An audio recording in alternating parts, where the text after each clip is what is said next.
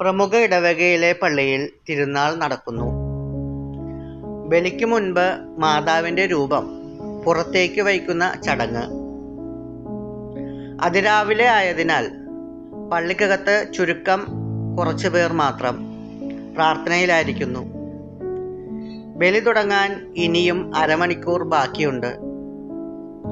നല്ല ഭാരമുള്ള രൂപക്കൂട് എടുത്തു വയ്ക്കുവാൻ കുറഞ്ഞത് 20 പേരെങ്കിലും വേണം.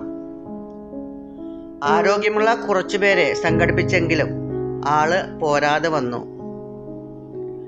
പ്രദക്ഷിണ സമയം വിശ്വാസത്തോടെ ആ രൂപക്കൂട് താങ്ങാൻ ആയിരങ്ങൾ ആഗ്രഹിക്കുകയും അതിനായി പരിശ്രമിക്കുകയും പേരിന് തൊട്ടു താങ്ങാൻ വരെ വിശ്വാസികൾ തിരക്ക് കൂട്ടുമ്പോൾ ഇവിടെ അതിരാവിലെ സമയം പള്ളിയിൽ പ്രാർത്ഥനയിലായിരിക്കുന്ന പരിചയമുള്ള ഒരു ചേട്ടനെ ഞാൻ സഹായത്തിന് വിളിച്ചു.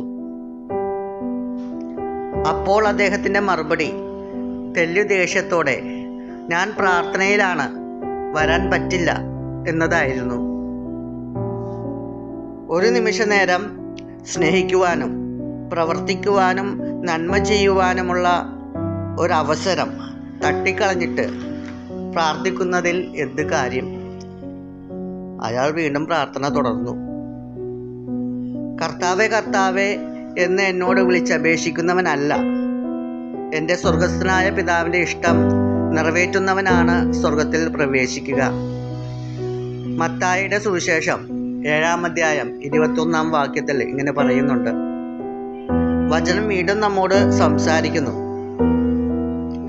ഞാൻ പിതാവിൻ്റെ കൽപ്പനകൾ പാലിച്ച് അവിടുത്തെ സ്നേഹത്തിൽ നിലനിൽക്കുന്നത് പോലെ നിങ്ങൾ എൻ്റെ കൽപ്പനകൾ പാലിച്ചാൽ എൻ്റെ സ്നേഹത്തിൽ നിലനിൽക്കും.